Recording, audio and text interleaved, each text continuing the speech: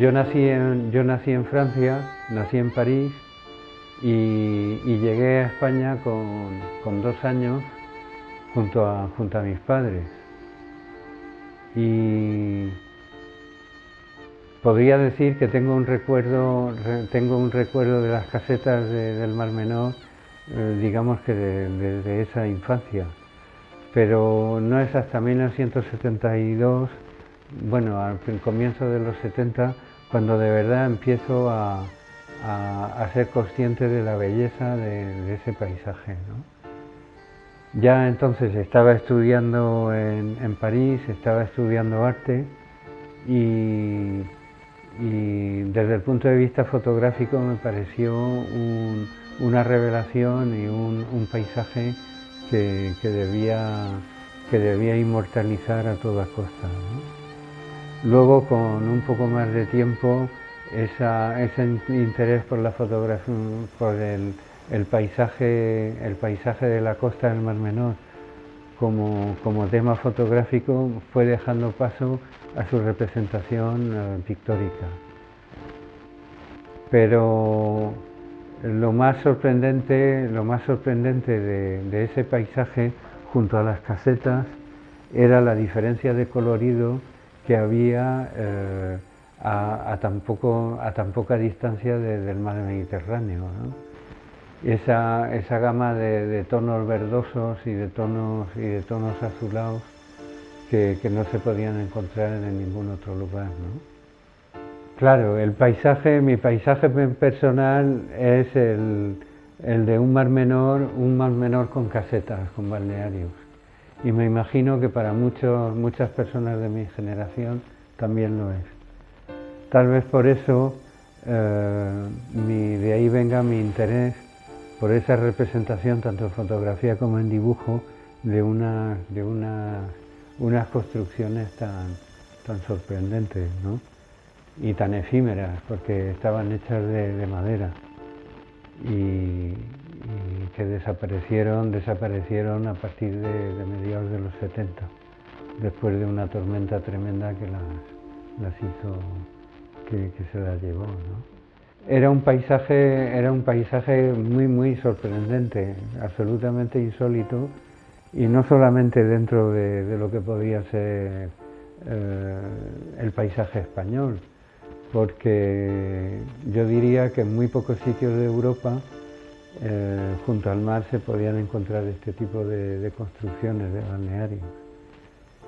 Y al mismo tiempo pues son construcciones o eran construcciones que nos acompañaron a muchas generaciones, no solo a mí, sino a la generación de mis padres y de mis abuelos, ¿no? Esa diferencia de clases sociales que existía en la población también se reproducía en las casetas, en el sentido de que existieran casetas para ricos y casetas para gente modesta, ¿no?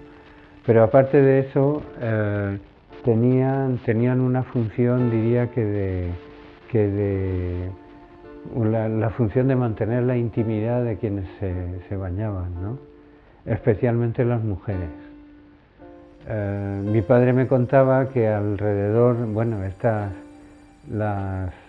casetas estaban construidas sobre pilares de obra, o pilares, dependía si eran de madera o de obra, pero alrededor de esos pilares se disponían una serie de mamparas de esparto que lo que hacían era permitir a los ocupantes de la caseta el bajar por una trampilla y tomar su baño al abrigo de las miradas y protegidos por esas mamparas de esparto que les separaban de los otros bañistas, ¿no? En concreto eso tenía la función de separar, de proteger de las miradas a las mujeres, ¿no? Conozco los alcázares desde muy pequeño. Sí, de hecho algo de esa necesidad imperiosa de captar escenas de esos balnearios como algo que pudiera desaparecer es lo que es lo que existió en mi intención al fotografiar y al dibujar estos balnearios, ¿no? Tal vez sin ser consciente de que pocos años después una tempestad los arrasaría, ¿no? Tengo recuerdos que están relacionados con mi padre, con mis padres.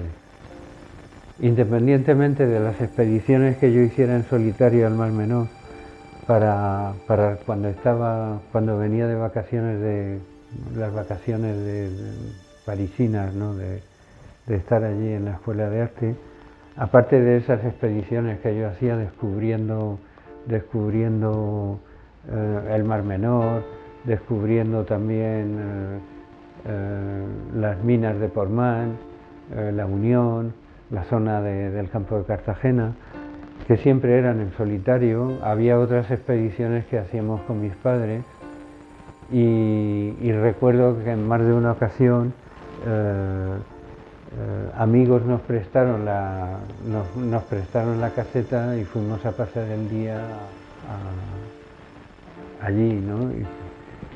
Tengo unos recuerdos preciosos de tardes de invierno en las que incluso en la furgoneta llevábamos parte del mobiliario de la casa, o sea que llevábamos una mesa, sillones y sillas, y organizábamos una comida a lo mejor y con unas reuniones con amigos dentro de algún balneario que nos prestaban, ¿no? Y siempre guardo de ello esa sensación que a lo mejor he encontrado en directores de cine italianos, a lo mejor sobre todo en Fellini, en esa facilidad para en un instante crear con elementos reales una escena surrealista, ¿no? Entonces parecía que había como una alineación de elementos en general, una alineación general de elementos, perdón, que hacía que el sol, las personas que estábamos allí disfrutando del mar y de la comida y la quietud del mar hacían que nos sintiéramos como en un sueño, como en un terreno que trascendía lo real, ¿no? Eso sí. Tal